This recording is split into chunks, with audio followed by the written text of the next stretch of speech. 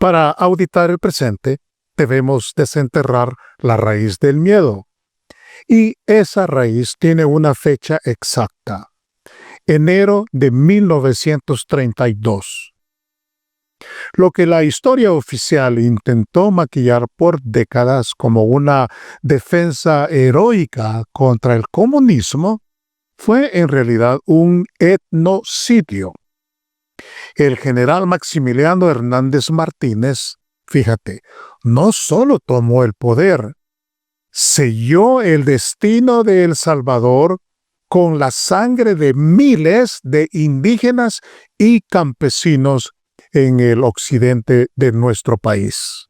No fue una guerra, fue una ejecución sistemática para enviar un mensaje que debía durar 100 años. El mensaje era que en este país el que reclama dignidad muere. En este episodio vamos a analizar cómo el sistema utilizó el pretexto de la amenaza roja para justificar el exterminio de nuestra identidad. Maximiliano Martínez no solo asesinó a personas, también asesinó nuestra lengua náhuatl, la vestimenta criolla y el orgullo de un pueblo que tuvo que esconderse para no ser cazado y ejecutado. Fue en 1932 donde se instaló la tesis perversa del sistema, la idea de que para que unos pocos tengan orden, la mayoría debe aceptar el garrote. Así nació la jaula militar, mis hermanos. Bajo el amparo de una matanza que le sirvió de advertencia a cualquier salvadoreño que se atreviera a cuestionar por qué el Estado solo servía para proteger la chequera de la oligarquía de aquel tiempo.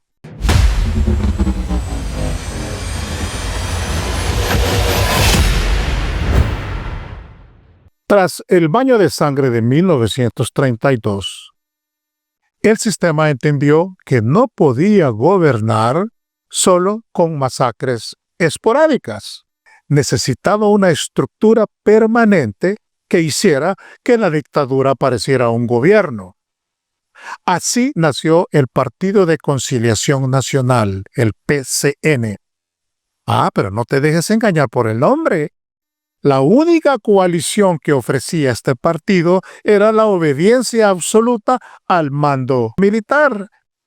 Es que el PCN no era un partido político, era el brazo administrativo de los cuarteles diseñado para que la bota militar se vistiera de traje y corbata cada 5 años, en elecciones simuladas, elecciones fraudulentas. Pero el PCN solo era el cerebro, mis hermanos. Para que el secuestro nacional fuera total, el sistema desplegó a sus verdaderos esbirros, la Guardia Nacional. Mientras el ejército cuidaba las fronteras, la Guardia se encargaba de aterrorizar el patio de tu casa. Eran los encargados de que el campesino y el obrero no levantaran la cabeza. Y para que no quedara un solo rincón sin vigilar, el régimen creó a Orden, la Organización Democrática Nacionalista, que de democrática no tenía nada. Era una red masiva de informantes civiles, los tristemente célebres Orejas, infiltrados en cada barrio y en cada cantón. El vecino vigilando al vecino. Fíjate bien, esta era la tríada del terror. 1. El PCN ponía la fachada legal. 2. La Guardia Nacional ponía el garrote. Y 3. Orden ponía los ojos y los oídos.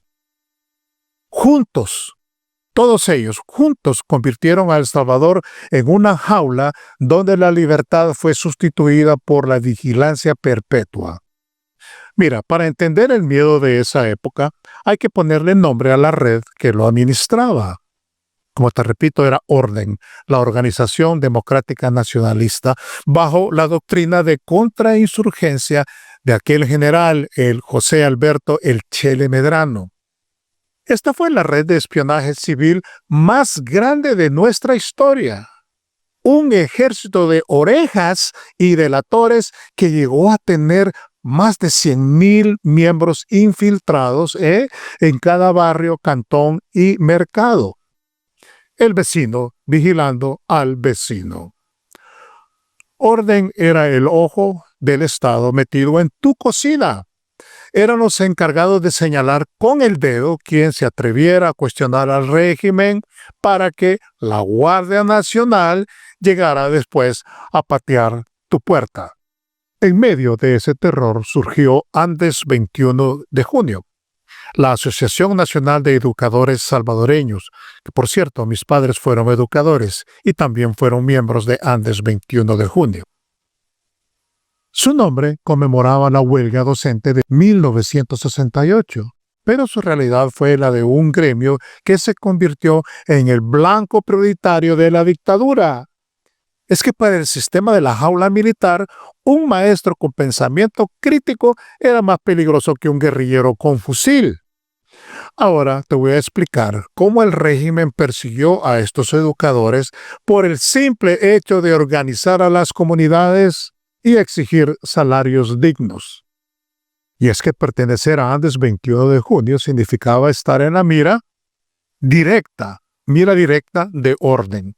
Significaba que dar clases de civismo o historia real te convertía automáticamente en un subversivo para la Guardia Nacional.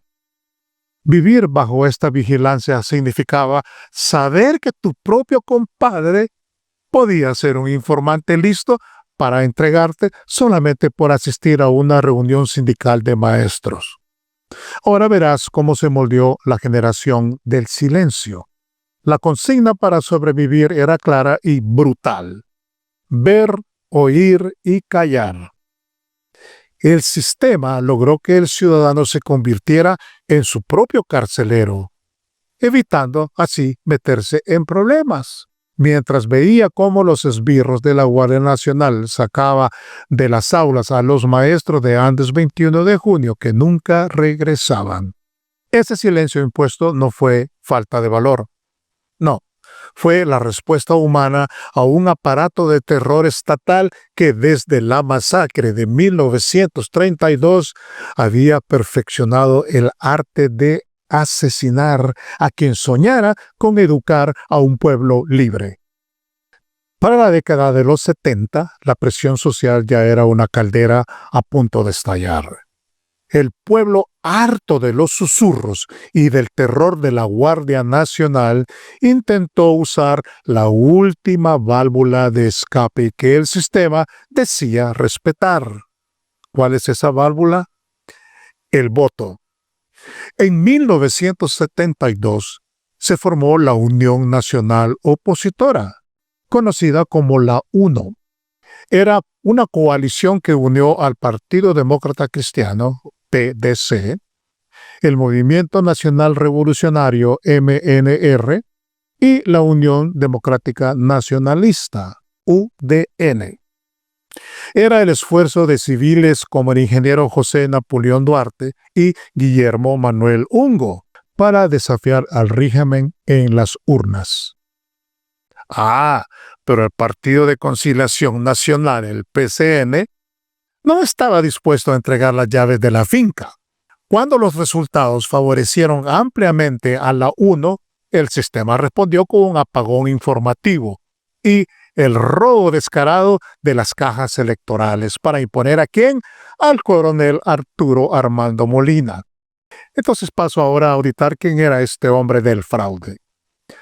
Arturo Armando Molina no era un administrador civil, no, era un militar de carrera, un coronel que servía como secretario particular de la presidencia del expresidente y general Fidel Sánchez Hernández. Molina fue la ficha elegida a dedo por el alto mando. ¿Para qué? Para perpetuar la jaula militar.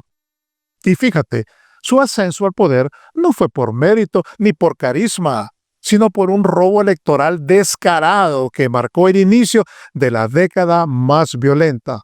Bajo su mandato, la represión se modernizó y se intensificó, dejando claro que el uniforme estaba por encima de la voluntad popular. El fraude se repitió con mayor cinismo en 1977. Esta vez el sistema impuso al general Carlos Humberto Romero, quien, como ministro de Defensa del régimen de Molina, ya había demostrado su desprecio por la vida humana en masacres como la del 30 de julio de 1975 contra estudiantes de la Universidad de El Salvador. Ahora bien, este segundo robo no fue solo una irregularidad, No, fue una declaración de guerra del Estado contra sus propios ciudadanos.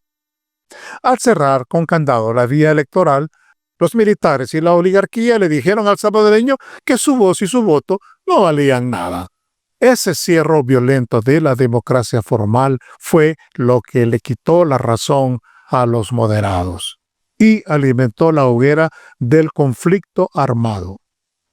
El Salvador entró en la oscuridad de la guerra, no por un capricho, que quede claro, sino porque el régimen prefirió quemar las urnas antes que aceptar la verdadera voluntad de un pueblo que ya no aguantaba más. El ascenso del general Carlos Humberto Romero en 1977 no fue una transición más dentro del régimen militar, No, fue la cristalización final de un sistema que ya había decidido gobernar exclusivamente por la fuerza. Romero, al igual que Molina, no llegó como un administrador civil, ni como un reformista fallido. Llegó como un militar de línea dura, formado y promovido dentro de una estructura que había normalizado la represión como mecanismo de control social. Ojo. Como ministro de Defensa del gobierno de Arturo Armando Molina, Romero ya había demostrado el patrón que definiría su presidencia: el uso sistemático de la violencia estatal contra la población civil, lo cual fue ejemplificado en la masacre del 30 de julio de 1975 contra estudiantes de la Universidad de El Salvador. Ese episodio, mis hermanos, no fue una anomalía, fue un ensayo general de lo que vendría después. Al asumir la presidencia, Romero eliminó cualquier ambigüedad. El terror dejó de ser una respuesta excepcional y se convirtió en política explícita de Estado. Su gobierno operó bajo una lógica clara. Quien protestaba, desaparecía. Quien se organizaba, era eliminado. Y quien cuestionaba era criminalizado. Para institucionalizar esta estrategia, el régimen promulgó la triste Ley de Defensa y Garantía del Orden Público, un instrumento jurídico diseñado ¿para qué? Para legalizar la represión. Bajo esta ley se otorgó cobertura legal a la Guardia Nacional, a la Policía de Hacienda y a las estructuras vinculadas a orden para ejecutar capturas arbitrarias, torturas y asesinatos extrajudiciales. Reunirse en grupo, portar un volante sindical o participar en actividades comunitarias pasó a ser motivo suficiente para la persecución estatal. Fue durante este periodo cuando lugares como el Playón se transformaron en símbolos del colapso moral del Estado. Una gran vergüenza. Fueron utilizados como sitios de exterminio por fuerzas que actuaban como amparados por la legalidad del crimen, esta ley que crearon. Ya para 1979, El Salvador era una sociedad sin válvulas de escape. Romero no solo persiguió organizaciones de izquierda, no, atacó a sindicatos, a comunidades eclesiales de base, líderes sociales y sectores moderados que intentaban evitar una guerra. Al cerrar simultáneamente las vías política, electoral, sindical y religiosa, su gobierno anuló cualquier posibilidad de resolución pacífica del conflicto. El golpe de Estado del 15 de octubre de 1979 no fue el inicio de la crisis nacional, no, fue el reconocimiento tardío de que la junta militar había alcanzado ya su punto de quiebre, dejando al país empujado hacia una guerra civil que el propio régimen había hecho inevitable al preferir que la represión total antes que aceptar los límites a su poder.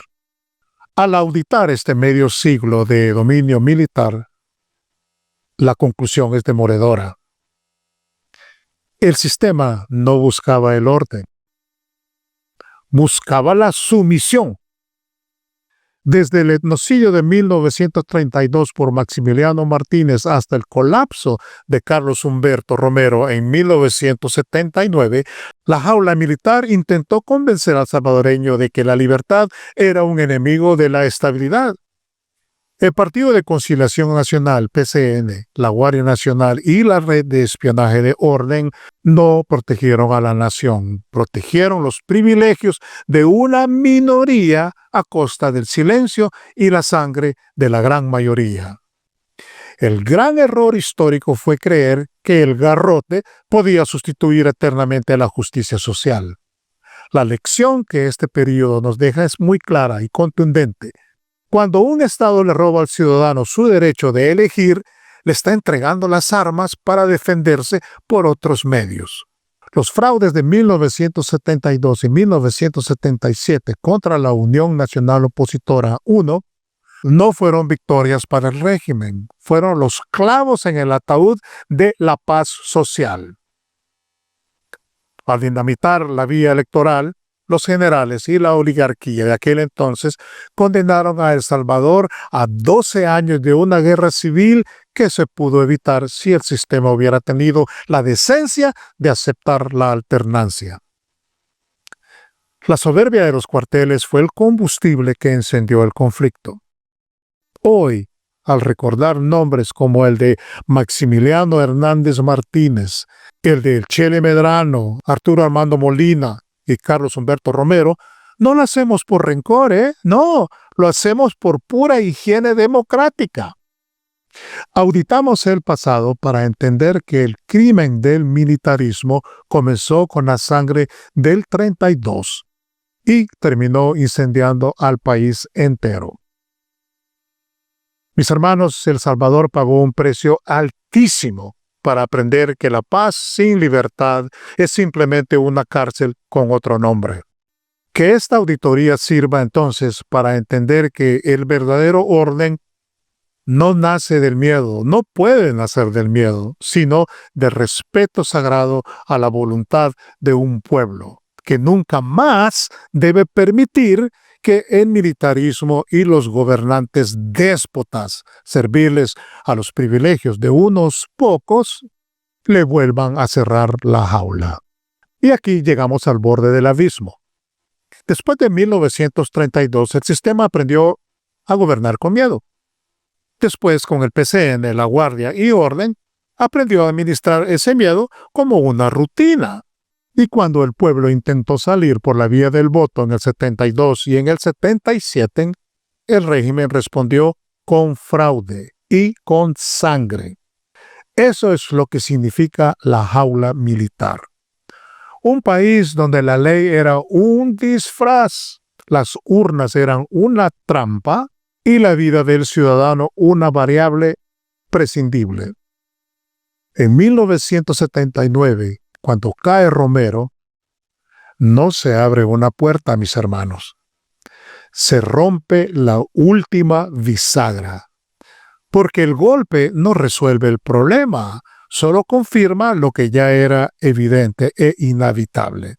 Que El Salvador era una sociedad sin válvula de escape, con una población acorralada y un Estado que había convertido la represión en su idioma oficial. Y ahí es donde comienza el siguiente capítulo de esta auditoría. En el episodio 2 vamos a cubrir la década del terror, 1979 al 89. Vamos a entrar al infierno completo. Cómo el país se convirtió en campo de batalla, cómo la violencia se institucionalizó, cómo el miedo se volvió rutina y cómo nació nuestra honorable audiencia, la diáspora, que no se fue por un sueño americano, no, se fue, y yo me incluyo, por supervivencia. Mi hermano, si hoy te preguntas por qué tanta gente terminó huyendo, por qué tantos hogares se quebraron, y por qué en 1992 la gente aceptó cualquier firma con tal de parar el horror, La respuesta está en la década que viene. Lo vemos en el episodio 2, la década del terror.